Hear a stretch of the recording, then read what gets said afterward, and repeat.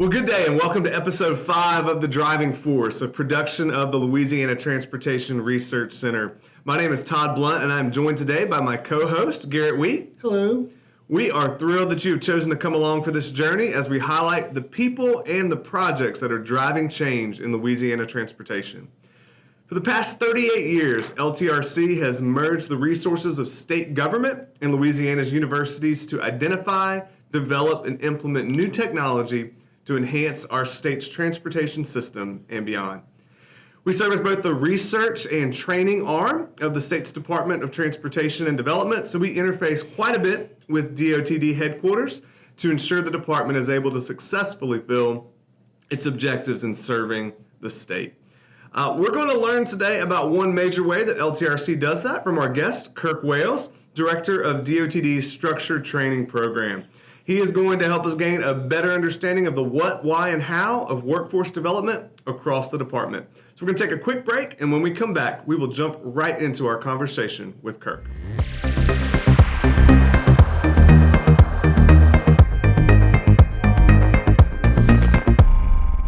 Welcome back to The Driving Force. We are delighted to have with us today Kirk Wales, DOTD's Structured Training Program Director, the head of our internal training team here at LTRC. Welcome, Kirk. Good morning. Now, Kirk, you have a really interesting and unique career background. So tell us a little bit about what you did prior to coming to LTRC and what drew you to this particular role at this point in your career journey. Okay, well, I had the privilege of serving in one capacity or another for just over 29 years in the Marine Corps. And in 15 of those years, I was directly responsible in some way, shape, or form for meeting training objectives or certification requirements. And in fact, 10 of those years, I was professionally responsible for that for units at different levels. So what I assumed was just part of the job really was workforce development. And I did not really understand the tremendous experience that I took away with regard to professional development for larger organizations until I stepped away from it all. And so I think that's one of the things that I've seen in the academic side, being exposed to LSU and the things that we do with the section that we work with here, is the fact that there is truly a huge development or a huge difference between training and workforce development and then human resources aspects of what they would say corporate leadership is. So kind of a niche experience, and I'm grateful I took it away. Ironically, this is the first civilian job I've ever had in my entire life, other than being a student worker at LSU before I graduated here. And it was just, we had moved back home and COVID hit, and in the middle of it, it was just word of mouth. Somebody said, hey, there are several jobs at LSU. I went on, I think it was Workday, and there was a link to this job, even though it was state civil service. It redirected me to the civil service website. I applied for the job. About a month later, maybe, I got a phone call or an email asking if I was still interested. Did my first ever Zoom interview, which was a unique experience for several different reasons, and then started working here. And then about 2.5 years ago, became the director for the structured training program. So, kind of a unique journey all the way around the block to get next door. Literally. Well, I was going to ask, can you talk about where you grew up and then where all you bounced from? Sure. I grew up northeast of here, just west of Kentwood, Louisiana. And deep in the woods. Deep in the woods, somewhere in that nether area between Tangipahoa and St. Helena Parish. Graduated high school, came to LSU, joined the Marine Corps, did the reserves and ROTC while I was here. And then once I graduated, got commissioned, and everybody has to do their training in Virginia, After that, I've spent a lot of time, spent the first half of my career on the West Coast, Southern California, and then spent the last half of my career on the East Coast in North Carolina. So very interesting, deployed a lot. First 3 deployments were all around the Western Pacific, which was a lot of fun. This was pre 9/11 days, so standard Western Pacific deployments. A lot of training with partner nation forces in the region, and then after 2001, everything just became Iraq and Afghanistan. So didn't get to see the Mediterranean the way I had wanted to, but that's okay. I still have very fond memories of my time on the West Coast and those experiences bouncing around the Pacific. So DOTD is a pretty large and diverse organization, similar to the Marine Corps, probably not as large, but we do have roughly over 4,000 people across the entire state. Can you talk to why is ongoing structured training so critical to the department's effectiveness, and how does a well-equipped transportation workforce benefit the state? Sure, absolutely. So by revised statute from the legislature, we're required to maintain and facilitate structured training programs for all of our engineering and maintenance employees. So most people don't realize it's a legislative requirement. Sure. So and it's a very diverse force. As a matter of fact, I was just looking at training numbers this morning. I think we have around 4,250 people working for the department today. And in that number, we have about 1,900 employees that are involved in maintenance and operations and trade jobs scattered around 64 parishes across the state. We have another 1,300 employees in the engineering technician program. So that's a mixture of construction inspectors, laboratory technicians, and then those engineering technicians that work in road design or bridge design or other sections at the headquarters. We have another roughly 1,000 employees at the headquarters divided into 49 different sections. Wow. So pretty diverse training requirements, because not every engineering technician, while they're required by federal highway regulations to meet certain certification threshold, Their day-to-day looks construction estimates is different from hydraulics, is different from road design, is different from right-of-way or permitting. It's just the requirements are so diverse and broad, and so I think we've had a very unique opportunity to really refine the structured training programs that we have introduced for all those engineering technicians. So there's a baseline that you're required to meet as an engineering technician, and then whatever your specialty is really tailored towards your day-to-day functions. And much the same for maintenance and operations. It really the breakout occurs as they become more senior and gain increased responsibility. Conversely, there's a corresponding increase in the knowledge base that they're supposed to have to be effective supervisors. Sure. Well, Kirk, thanks for helping to kind of give us a snapshot of what's happening around the state and sort of the breadth and diversity of the people that you are responsible to see developed and equipped. Give us a snapshot of how you and your team make that happen successfully across the state. Like, what's a typical week look like for you? Honestly, I can't answer that, because almost from the day that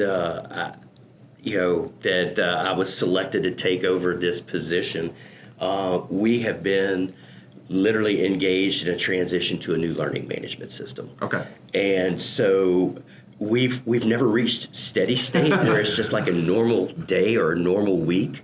Part of me is concerned that when we achieve nirvana one day, everyone will be bored because all the hard work will have been done already. But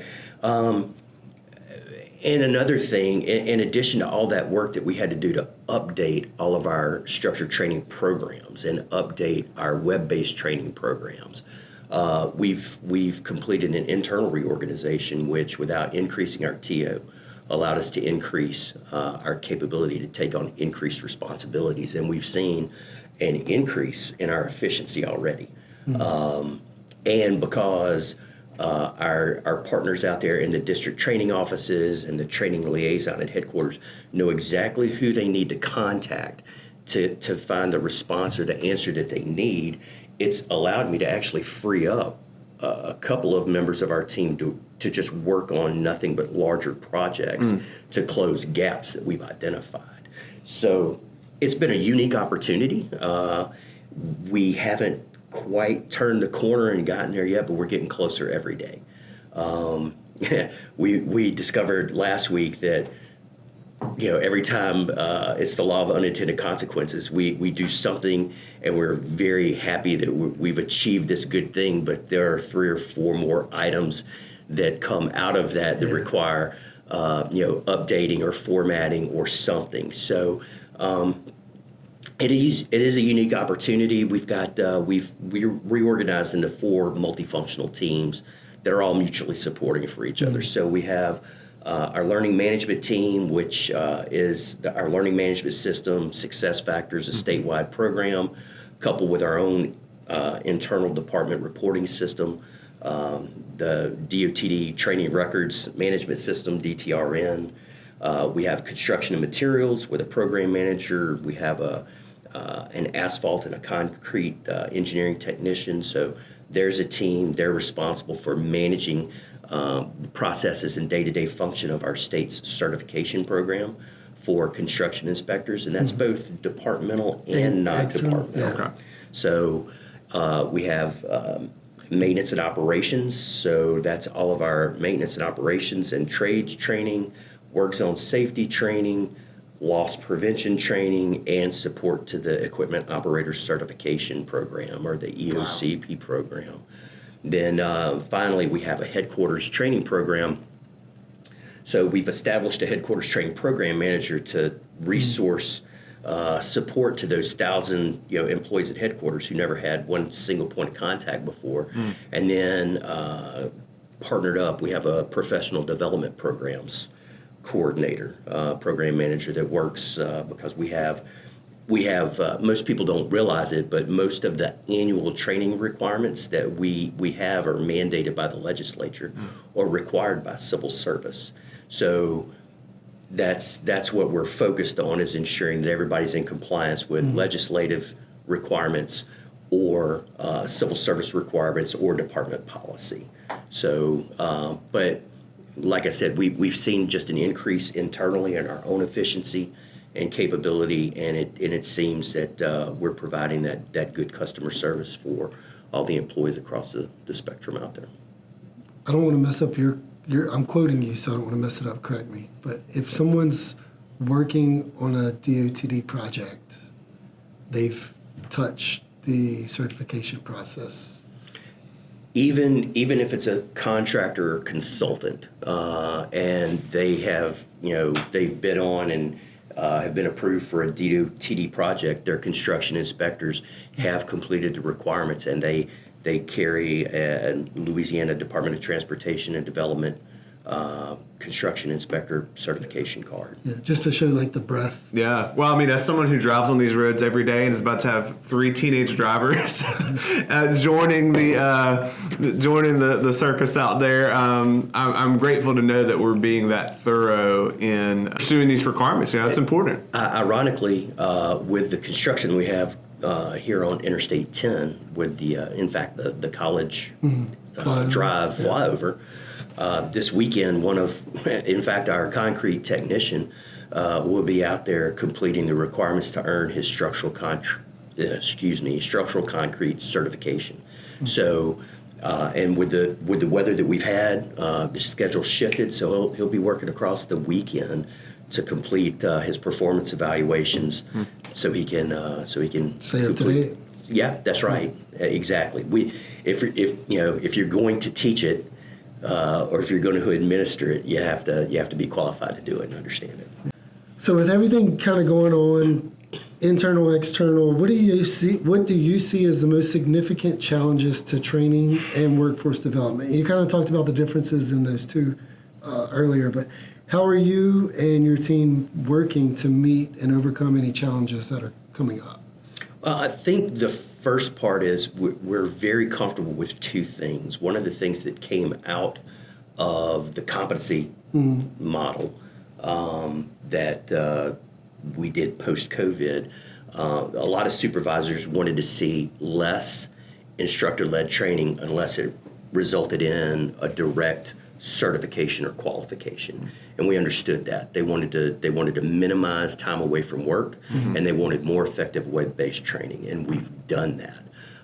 In fact, we have 121 web-based training courses that are all Americans with Disabilities Act compliant.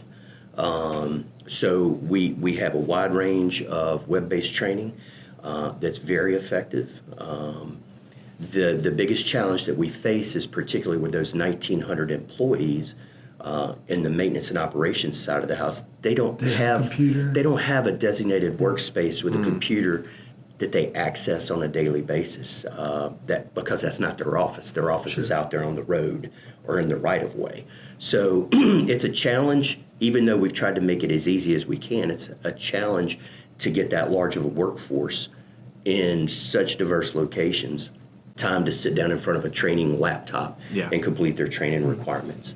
But we feel good about taking an aggressive approach to having web-based training, quality web-based training available to meet those training requirements.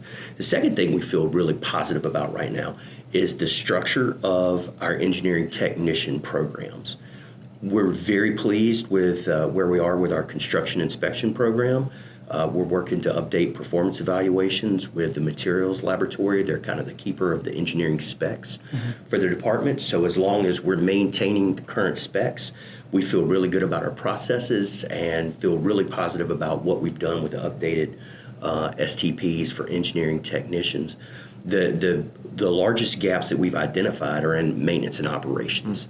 And most of that has to do with processes that we're going to have to assist maintenance with, particularly with equipment and a specific equipment training. And there's both two parts to that, I guess. Identifying the training requirement, and then finding the budgetary resources that would mitigate that requirement. So as we talk about austerity and reduced budgets, that does become challenging. But I'm very confident that if we can identify the requirement and the frequency of the training requirement, that we'll be able to resource it, because it's a safety issue that directly impacts not just employee safety or employee proficiency, but also the department's insurance rating levels. So I think most people just look at training as that terrible medicine they have to take in order to be successful professionally, but there really are some very important aspects to having successful training percentage numbers, because that does impact our legislative audits. It does impact the department's insurance rating. It does impact directly the maintenance budget for our equipment program. So, I mean, there are other aspects people don't understand, and we have second order kind of a lot of downstream type. And it's very impacts. unique perch because it's a large force, but I feel like I get to know a lot of these folks by name, if nothing else. Yeah.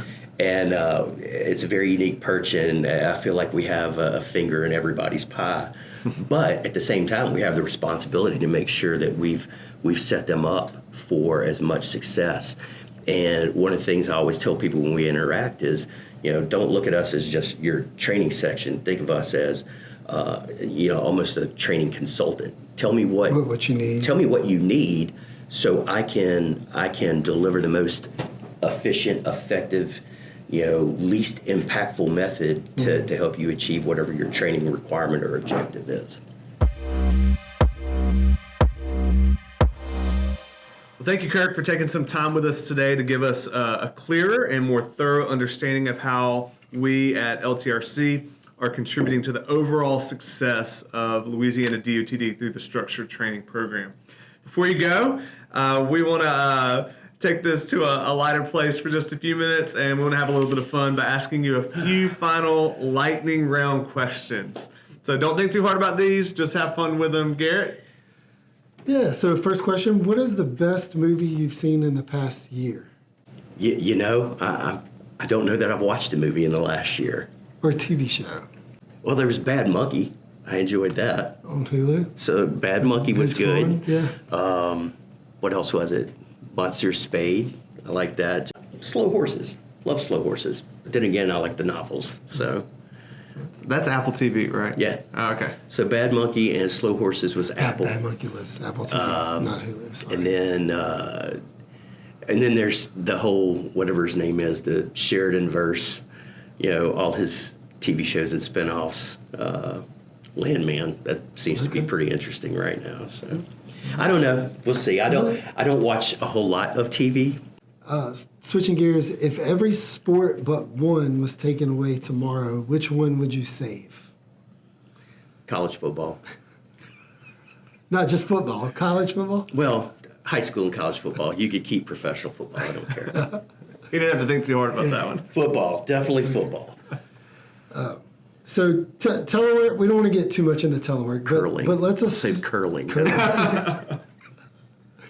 All right, like I said, I don't want to get too deep in the weeds on telework, but if you had to telework daily and you had to live in a state outside of Louisiana, where would you live? You know, I'm going to have to say North Carolina. I thought that might have been the answer. 'cause, I almost said without North Carolina or California.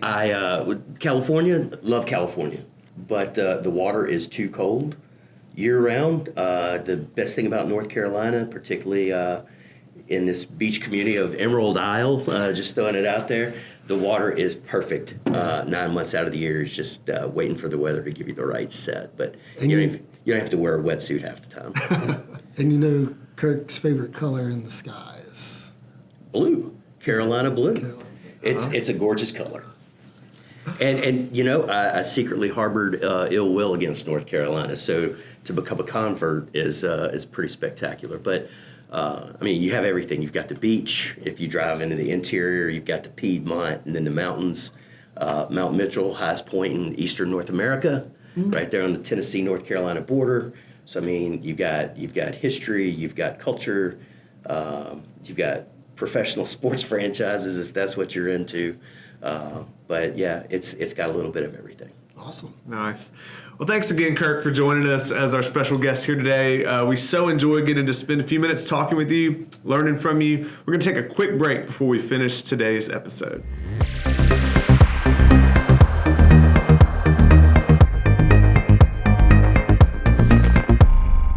Well, that's all we have for you today on episode 5 of The Driving Force, a production of the Louisiana Transportation Research Center. You can learn more about the projects and people of LTRC by visiting us online at ltrc.lsu.edu